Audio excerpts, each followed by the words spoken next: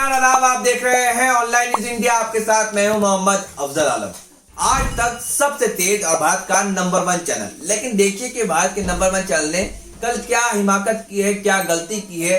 आप खुद देख सकते हैं इन तस्वीरों में कि हमारे राष्ट्र फ्लैग, नेशनल फ्लैग, राष्ट्र ध्वज में अशोक चक्र ही देना भूल गई। दरअसल कल अंजना ओम कश्यप, जो हर रोज हल्ला बोल शो लेकर आती हैं और पूरे देश में हल्ला मचाती हैं, उनके शो में चीन पर डिबेट हो रही थी। तो चीन का जो राष्ट्र ध्वज है उसको बिल्कुल बाखूबी ठीक दिखाया गया, बल्कि जो भारत का जो राष्ट्र ध्वज है, तिरंगा झंडा, उसमें अशोक चक्र ही देना भूल गई। आप खुद देख सकते हैं इन तस्वीरों में, जिसके बाद से सोशल मीडिया पर और ट्विटर पे ट्रेंड करने लगा। और ट्रेंड ये करने लगा #आज तक इंसल्ट तिरंगा, ये ट्रेंड कर रहा था। और लोगों में एक नाराजगी और एक गुस्सा था। लोग सवाल पूछ रहे थे, क्या ये देशद्रोह नहीं है, क्या ये भारत का अपमान नहीं है। आपको सबसे पहले सुनाते हैं, कुछ लोगों के ट्वीट को दिखाते हैं। आप इस ट्वीट में देखिए कि राधिका खेरा, जो कांग्रेस की प्रवक्ता है, उन्होंने लिखा, राम राम आज तक, हमारी आन बान शान तिरंगा कैसा है, क्या आज तक में बैठे लोग भूल गए हैं? भारत के नंबर 1 चैनल है ना आप, या चीन की कंपनियों के एडवर्टीजमेंट रेवेन्यू के खातिर देश ही बदल लिए? वैसे चीन का झंडा तो सटीक है। उन्होंने ये कहा कि चीन का झंडा तो सटीक है, लेकिन क्यों आके भारत के झंडे के साथ ही ऐसी हरकत की गई, आप लोगों ने क्यों नहीं देखा? क्योंकि ये आप आज तक जो हिंदुस्तान का नंबर 1 चैनल है। इसके अलावा एक है शांतनु सिंह चौहान, उन्होंने भी ट्वीट कर देखिए क्या कहा है। उन्होंने भी ट्वीट कर ये कहा, क्या हमारे देश भारत का झंडा ऐसा है? चीन का झंडा तो बाखूबी जानते हैं आप लोग, गद्दारी अपने ही देश से है। ये बातें शांतनु सिंह ने भी कही। वहीं संजय विश्वकर्मा है, उन्होंने भी इस ट्वीट किया, लिखा, क्या आपको नोटिस मिला हमारे राष्ट्र ध्वज का अपमान करने के लिए? ये बातें उन्होंने लिखी अपने ट्विटर हैंडल पर। इस तरीके से लोग अपनी नाराजगी जाहिर कर रहे हैं और ये पूछ रहे हैं कि क्या ये देशद्रोह नहीं है, क्या ये देश के साथ मजाक नहीं है? चीन का झंडा बाखूबी ठीक है। जैसा आपको पता होगा कि आज तक की वरिष्ठ एंकर श्वेता सिंह ने कुछ दिनों पहले भी सेना पर ही सवाल खड़ा कर दिया था कि पेट्रोलिंग का, जब चीन की सेना अंदर घुसी तो पेट्रोलिंग करने का काम सेना का है, ना कि सरकार का, सरकार को बचाने के लिए।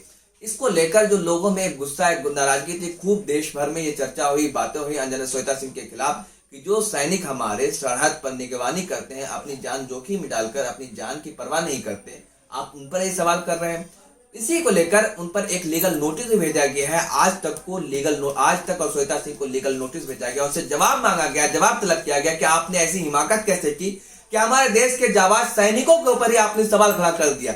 आप इन्हें भी देख सकते हैं, जो उन पर लीगल नोटिस भेजा गया है, उनसे जवाब तलब किया गया है। तो वही आपको बता दें कि कल जब अंजना ओम कश्यप के इसी शो में कांग्रेस की तरफ से पवन खेरा थे, तो भाई भारतीय जनता पार्टी की तरफ से संबित पात्रा, जो कहते हैं कि मोदी जी तो देश के बाप है, पूरे हिंदुस्तान के बाप है, लेकिन किस तरह से बगली झांकने लगे और इधर उधर करने लगे संबित पात्रा, जब पवन खेरा ने उन पर सवालों की बौछार की। उसी डिबेट में आप खुद देखिए पवन खेरा किस तरह से सवालों की झड़ी लगा दी संबित पात्रा पे। देखिए पवन खेरा बार बार सवाल पूछ रहे हैं कि आखिर जो हिंदुस्तान की जो गलती, आप 6 सालों से हैं जनाब, आप क्या कर रहे हैं? आप कहते हैं कि मोदी जी, नेहरू की गलती है। हम लोगों ने हिंदुस्तान में जितनी भी गलतियां होती है उसका जिम्मेदारी नेहरू के ऊपर थोप दिया जाता है, और जब अच्छाइयां होती है, जब सर्जिकल स्ट्राइक करते हैं तो खूब बवाही लूटते हैं कि मोदी जी तो ऐसे करके दिखा दिए। वही संबित पात्रा ने, जो उनकी जो आदत, उनकी जो फितरत है, उनकी फितरतों में शुमार है, उन्होंने क्या किया? उन्होंने कहा, ना नेहरू होते ना ये पंगे होते। आप इस वीडियो में ये लोग कहां से लाते हैं, समझ में नहीं आता। 6 सालों से ये खुद सत्ता में है, सरकार में है, इसकी हुकूमत है, ये तो कुछ कर नहीं पा रहे हैं। पूरी इनकी जो विदेश नीति है वो फ्लॉप कर गई है। लेकिन ये बार बार हर बात पर नेहरू को दोषी ठहरा देते हैं और कांग्रेस पार्टी को दोषी ठहरा देते हैं। नेहरू के ही बनाए गए देश में, जब सोचिए कि आजादी के वक्त क्या आलम था, लोग पलायन कर रहे थे, नया मुल्क बन गया था। अब 550 जो छोटी छोटी रियासतें थे उनको मिलाकर एक हिंदुस्तान बनाया गया था, एक नया देश बनाया गया था। परिकल्पना आप कीजिए कि वो कैसा आलम होगा, किस तरह के हालात होंगे। लेकिन मोदी जी तो सब कुछ बढ़िया था, इतना कुछ बना हुआ था, फिर तब वो प्रधानमंत्री बने हैं, फिर भी वो कुछ नहीं कर पा रहे हैं। तो वही उनका जवाब देने के लिए एक ट्विटर यूजर विनय कुमार डोकनिया ने लिखा है।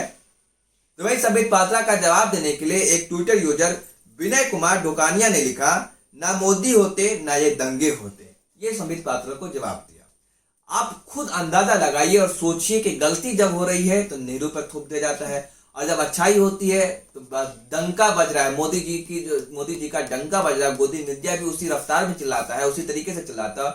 और ये जो भाजपा के प्रवक्ता है उसी तरीके से नंगेपन पर उतर जाते हैं कि मोदी जी ने पूरे दुनिया में अपनी शाख बढ़ाई है। लेकिन नौबत क्या है कि एक तरफ से पाकिस्तान हमारा दुश्मन, चीन हमारी जमीन पर कब्जा कर रहा है, और नेपाल जैसा देश जिससे रोटी और बेटी का रिश्ता था, नाता था, और जो एक पारंपरिक संबंध था, उससे भी रिश्ते खराब हो गए। और ये उसकी औकात आ गई है कि अब वो हिंदुस्तान पर गोली चला रहा है। और हमारे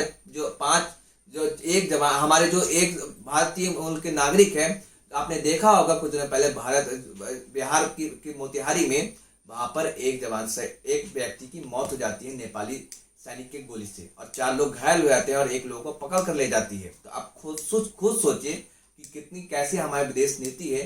जो नेपाल जो एक छोटा सा देश जिसे हम सब बेटा कहते थे कि हमारा बेटा है, वो तक ये हरकत कर बैठता है। लेकिन फिर भी गलती किसकी है? नेहरू की है। धन्यवाद।